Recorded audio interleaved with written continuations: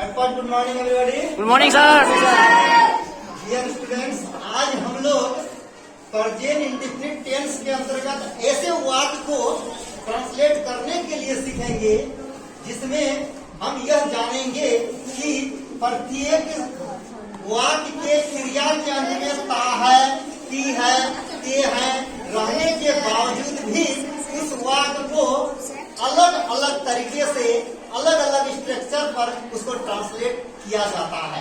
आखिर अलग अलग स्ट्रक्चर पर उसको ट्रांसलेट करने की जरूरत क्यों पड़ता है? तो इस वाक्य को ध्यान से देखिए।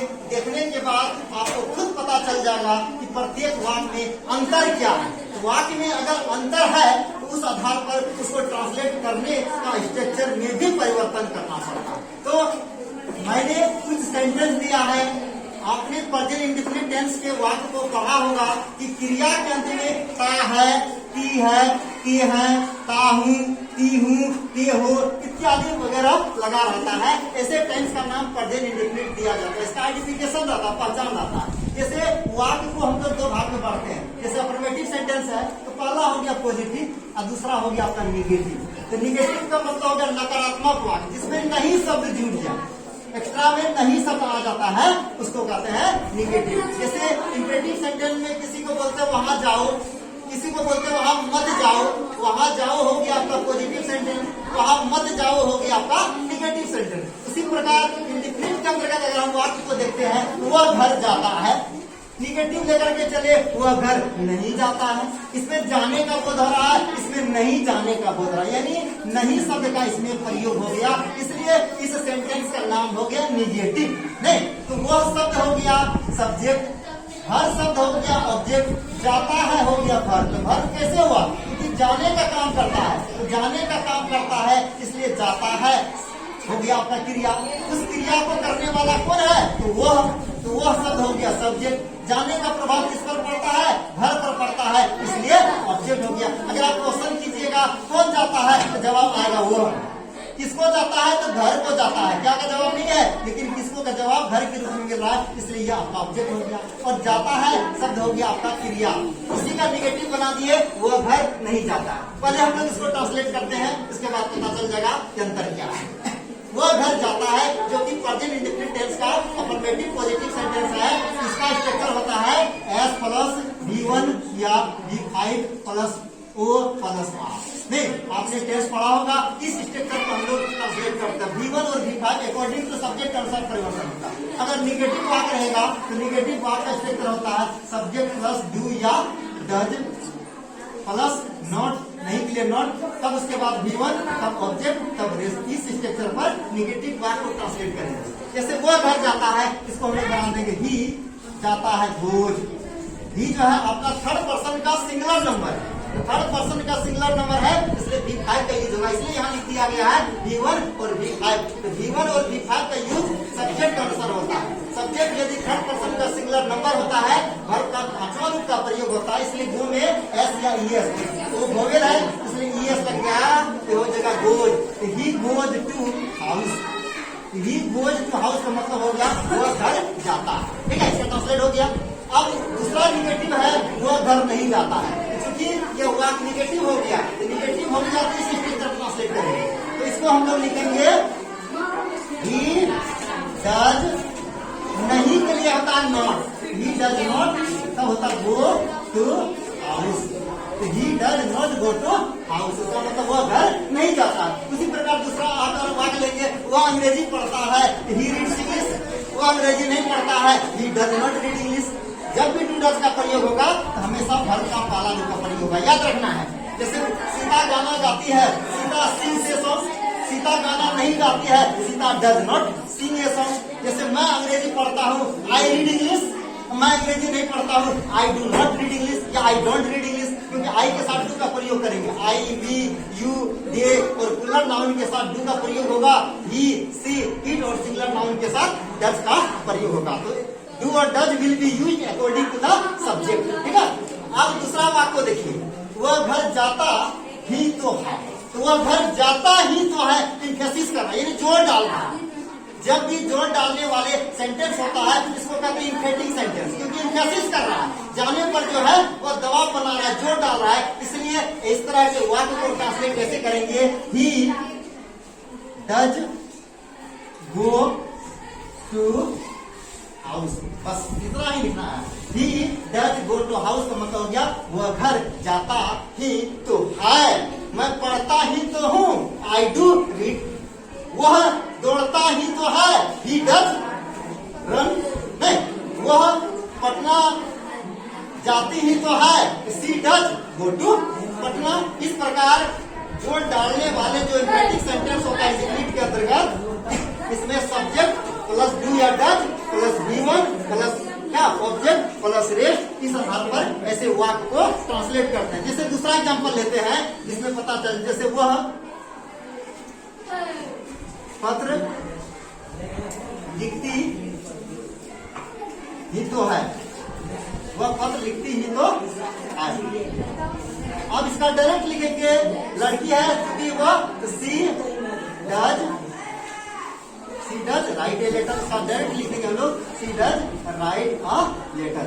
इसका स्ट्रक्चर जो होता है आपका सब्जेक्ट प्लस डू या does plus V1 plus object plus rest. नहीं, अगर इसमें आज रहेगा तो टुडे सब रेस्ट ग्रुप में लास्ट में लिख देंगे, नहीं रहेगा तो छोड़ देंगे। तो ही, इसके बाद वह पत्र लिखती ही तो है, she does right a letter, क्योंकि इसका निगेटिव नहीं बनेगा, वह पत्र नहीं लिखती ही तो है ऐसा वाक्य होता नहीं है, इसलिए ये अफर्मेटिव पॉजिटिव तक ही सीमित रहेगा, ऐसे वाक्य का निगेटिव नहीं होता। ठीक है, तो केवल हम लोग ऐसे वाक्य को जो है पॉजिटिव में ही हम लोग लिखेंगे। तो वो अगर जाता ही तो है तो लिखेंगे he does go to house, वह गाना गाता ही तो है, he does Singh a song. इस प्रकार से ट्रांसलेट करेंगे।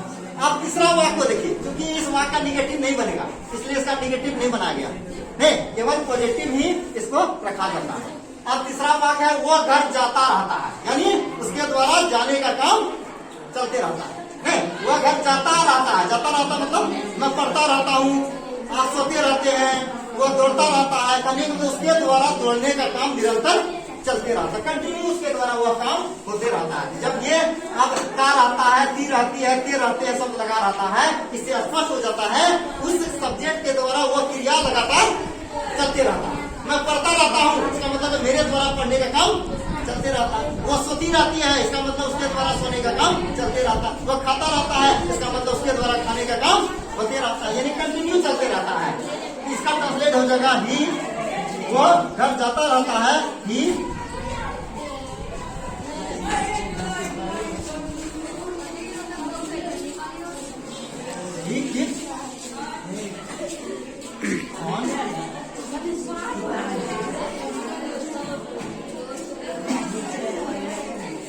keeps on इसका लगा जाता रहता है, वही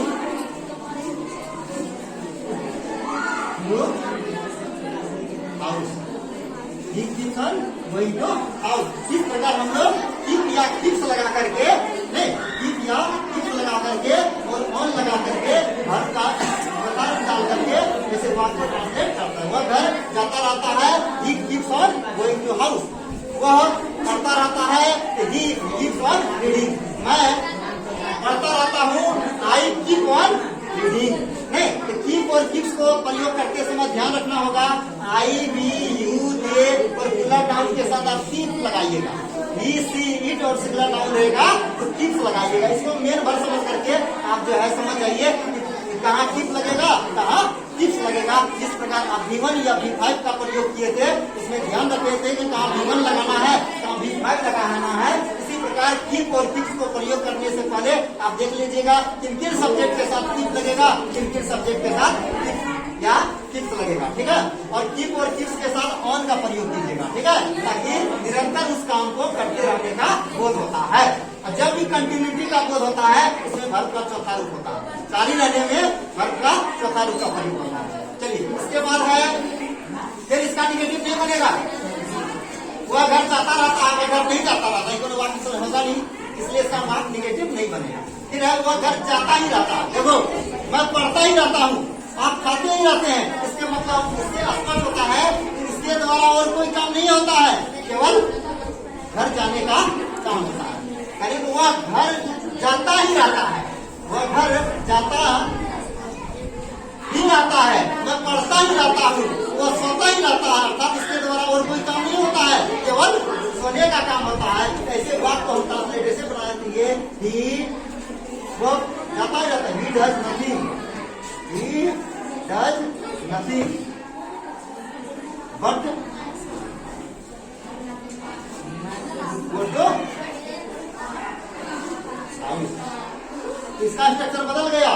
ही सब्जेक्ट लिख लेंगे, सब्जेक्ट के बाद डू या डज लगा देंगे, फिर नथिंग लगा देंगे, अब बट लगा करके तब V1 तब ऑब्जेक्ट तब रेस्ट। इस आधार पर इसे बात को ट्रांसलेट करेंगे। पहले सब्जेक्ट लिख देंगे, इसके बाद डू या डज प्लस नथिंग, ठीक है। अब इसके बाद प्लस में बट लगा देंगे, फिर सब्जेक्ट वही है, सब्जेक्ट कोई दूसरा नहीं है, इसलिए सब्जेक्ट को यहाँ दोहराने की जरूरत नहीं है। जैसे वो पढ़ता ही रहता है तो पढ़ने का काम कौन करते ही नहीं करता है, इसलिए सब्जेक्ट को 2 बार लिखने की जरूरत नहीं है। Plus V1 plus object plus rest, इस तरह लिख करके हम इस वाक्य को ट्रांसलेट करेंगे। ये हो गया स्ट्रक्चर। इस वाक्य को इस स्ट्रक्चर में ट्रांसलेट करेंगे। दूसरा वाक्य भी जैसे वह पत्र पढ़ती ही रहती है, वह पत्र पढ़ती ही रहती है। इसका मतलब क्या हो गया, उसके द्वारा और कोई काम नहीं होता है, केवल पत्र पढ़ने का ही काम होता है। तो इसका मतलब हो गया लड़की है, सी का प्रयोग करेंगे, रहती है, लड़की है, she does nothing, she does nothing but क्या लिखेंगे, राइट ए बट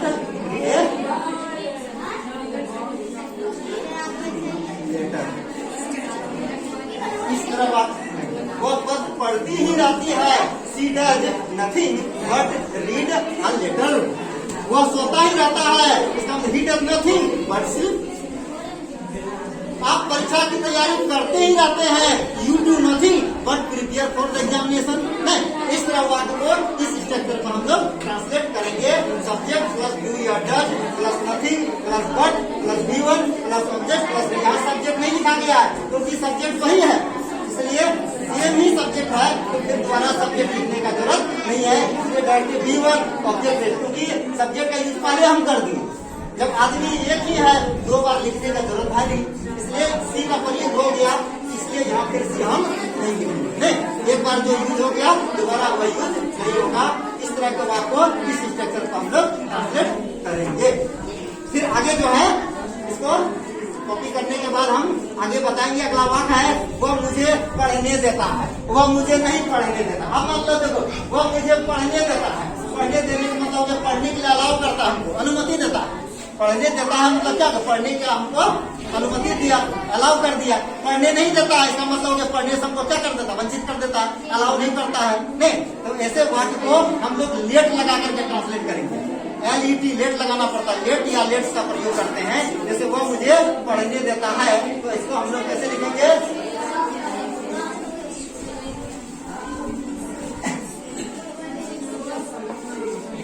जैसे वाक्य आपका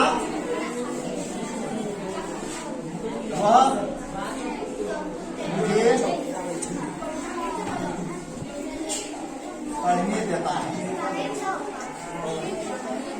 वह मुझे पढ़ने देता है, वह हो गया सब्जेक्ट, मुझे हो गया ऑब्जेक्ट, पढ़ने देता हो गया वर्ब। तो क्या लिखेंगे, he lets me read, he lets me read. यही वाक्य रहेगा निगेटिव में, ये हो गया आपका पॉजिटिव। यही वाक्य आपका अगर निगेटिव रहेगा, वह मुझे नहीं पढ़ने देता है, तो लिखेंगे he does not let me read. इसको ऐसे, ही does not let me read, इसका मतलब वह मुझे नहीं पढ़ने देता है। अब रहेगा, आप मुझे वहां नहीं जाने देते हैं, आप मुझे वहां नहीं जाने देते हैं, यानी आप मुझे वहां जाने से रोक देते हैं, कहने को अलाउ नहीं करते हैं, आप मुझे वहां नहीं जाने देते हैं। You not let me go there, ठीक है। यू क्या लिखा देगा, you do not let me go there, इसका मतलब है आप मुझे वहाँ जाने की परमिट नहीं करते हैं, परमिशन नहीं देते हैं, जाने से रोक देते हैं। उसमें वहाँ लेट लगा करके प्रयोग होता है। और ऐसे भी आपने देखा होगा, मुझे पढ़ने दो, लेट मी रीड, मुझे वहाँ जाने दो, लेट मी गो देयर। नहीं, वह मुझे पढ़ने देता है, ही लेट्स मी रीड, वो मुझे नहीं पढ़ने देता है, he does not let me read.